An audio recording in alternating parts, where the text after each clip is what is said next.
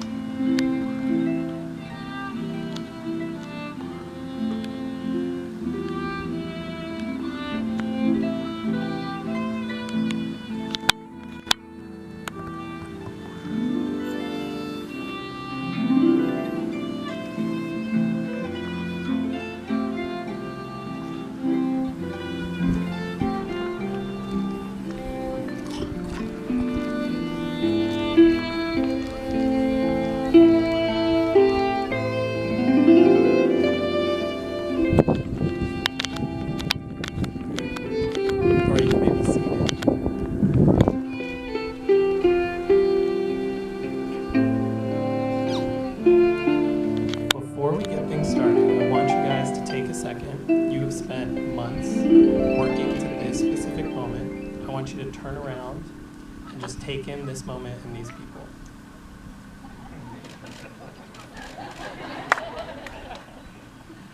All right, here we go. Dearly beloved, we are gathered here today to celebrate an epic love story, a story of two app-crossed lovers, of two kind kindred spirits, of two foodies in crime. For those of you who don't know, our story begins in 2015 in Washington, D.C., with a compassionate, bright-eyed, beautiful young woman named Fiona Beatrice Baus and a thoughtful, curious, strapping young man named Zachary Jacob Goldstein. Zach was working on his self-love and his confidence. Fiona was looking to make new friends and branch out. Both of them found their ways to a dating app, and one swipe later, their paths were forever intertwined. If you ask me, the first few months of their dating story sounds kind of like an episode of Nailed It, you know, the Netflix show. Cooking disasters everywhere. I guess cooking disasters is a strong word, maybe cooking adventures. There was the first few dates, one time when Zach invited Fiona over to bake cookies, and when I asked Fiona about it afterwards, she said the date was really cute, but the cookies were disgusting. When I asked Zach about the same incident, he said the cookies kind of turned out, it was really fun. Slightly different reads on the situation. And then, of course, there was their adventures with salmon. A few dates after the cooking incident, Fiona tried to grill salmon for Zach as a kind of romantic gesture, right? She thought so too, until she accidentally lit the salmon on fire. Like, I'm talking literal flames. And then I think to try and bring salmon back into the cooking repertoire, Zach tried to make salmon in the oven and really wanted to make sure not to overcook it, and so instead he undercooked it and accidentally gave Fiona food poisoning. Let me tell you, nothing gets you really comfortable with a person faster than food poisoning. And then, of course, who could forget what Fiona describes as their earliest big fight, when Fiona handmade a key lime pie for Zach, and he didn't eat it. After several hours of interrogation, Zach confessed that he didn't like citrus desserts, and Fiona was beside herself. Or I guess you could say she was really bitter. I'll be here all night. How could you not like citrus desserts was the first question that she asked. And beside herself, she called up her mom, whose first question was, who doesn't like citrus desserts? You know what they say, the lime does not fall far from the tree.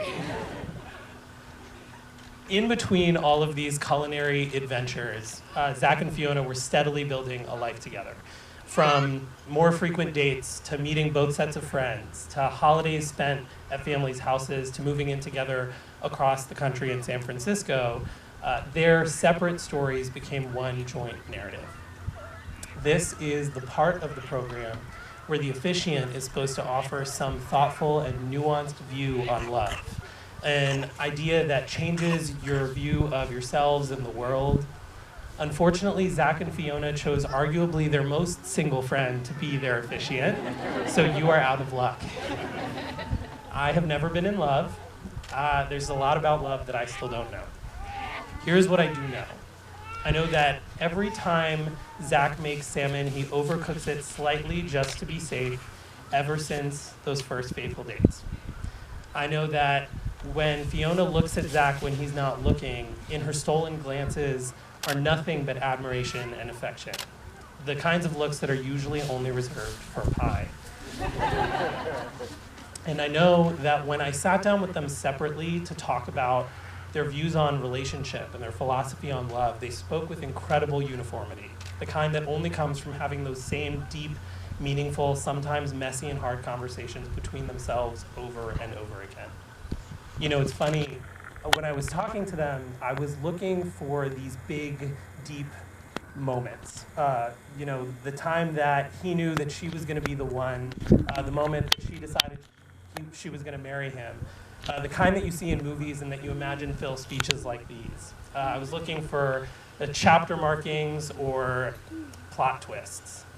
But every time I asked them a question a different way, Fiona and Zach would consistently redirect me and instead uncover a simple action or happening on a seemingly random page of the book, you know, the kind that most of us forget about, but that offer more insight on the character than we know.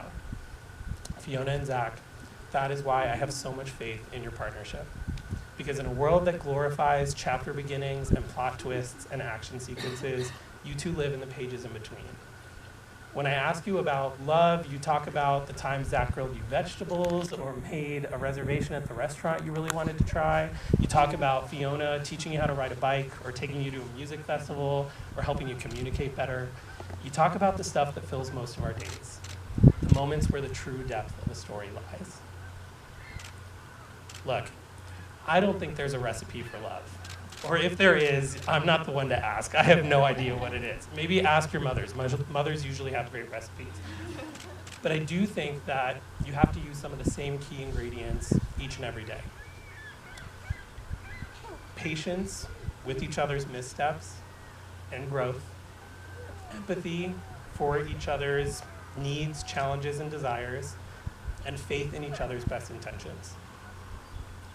Patience, empathy, faith. Say it with me. Patience, empathy, faith. Everyone. Patience, empathy, faith. Start and end your days with those three things, and I think you will write an epic for the ages. All right, enough of me. Now it's time to hear from some real experts. At this time, I'd like to invite Zach's uncle, Jerry Wichtel, and Fiona's friend, Allie Monfrey, to come up and join us for some readings. First, Uncle Jerry is going to start with some words from science and from literature.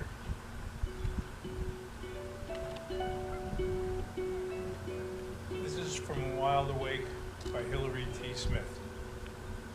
People are like cities. We all have alleys and gardens, secret rooftops, places where daisies sprout between the sidewalk cracks. But most of the time, all we let each other see is a postcard glimpse of the skyline or a polished square. Love lets you find those hidden places in another person, even the ones they didn't know were there, even the ones they wouldn't have thought to call beautiful themselves. The second reading is Albert Einstein on relativity. Gravitation cannot be held responsible for people falling in love. How on earth can you explain in terms of chemistry and physics so important a biological phenomenon as first love? Put your hand on a stove for a minute and it seems like an hour. Sit with that special girl for an hour and it seems like a minute. That's relativity. Thank you, Uncle Jerry. Now Allie is going to speak about love in words that we can all understand. My reading is called How Falling in Love is Like Owning a Dog by Taylor Molly. On cold winter nights, love is warm. It lies between you and lives and breathes and makes funny noises. Love wakes you up all hours of the night with its needs.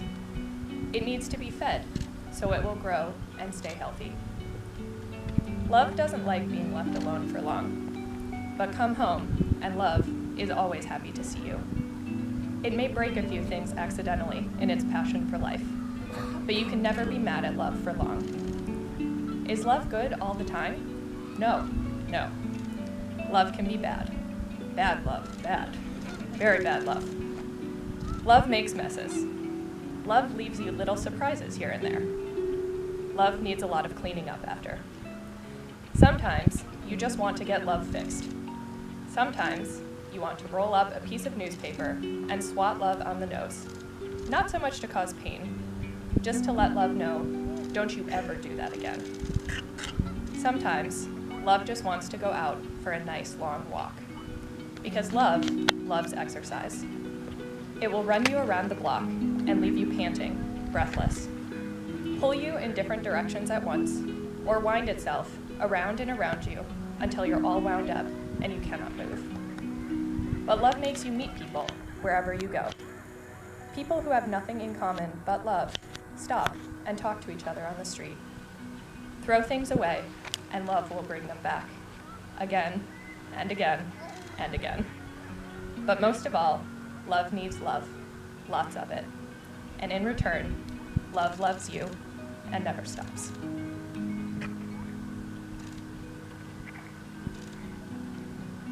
Thank you, Allie. Thank you, Uncle Jerry. Feel free to take a seat.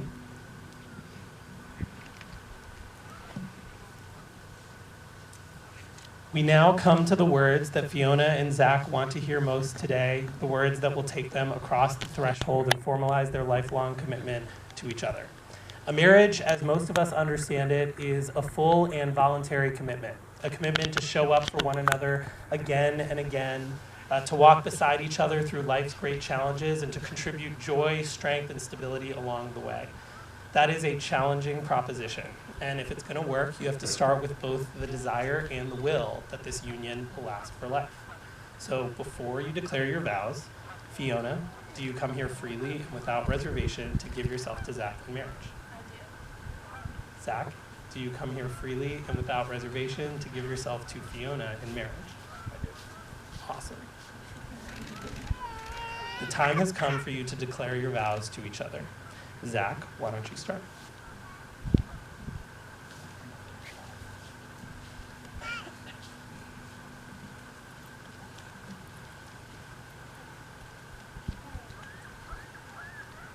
Fiona Beatrice Spouse. The first time I realized I wanted to spend the rest of my life with you was at the end of our cross-country road trip to San Francisco. We were walking on the shores of Lake Tahoe, and even after a long 4 days of driving together in our car, we were excitedly talking about what adventures lie ahead of us in our new life out on the West Coast. In that moment, I first realized that you meant the world to me. And now, thankfully, I don't need to imagine the world without you. I can't wait to build our lives together, to grow our family, deepen our relationship, and shape our future together. I promise to do everything I can to continue to strengthen the love and trust that is foundational in our relationship. Life is going to be uncertain along the way, and I commit to being there for you and for us, to doing everything I can to help us overcome any obstacle that lies ahead of us. I can't wait to continue our adventure together. I love you so much.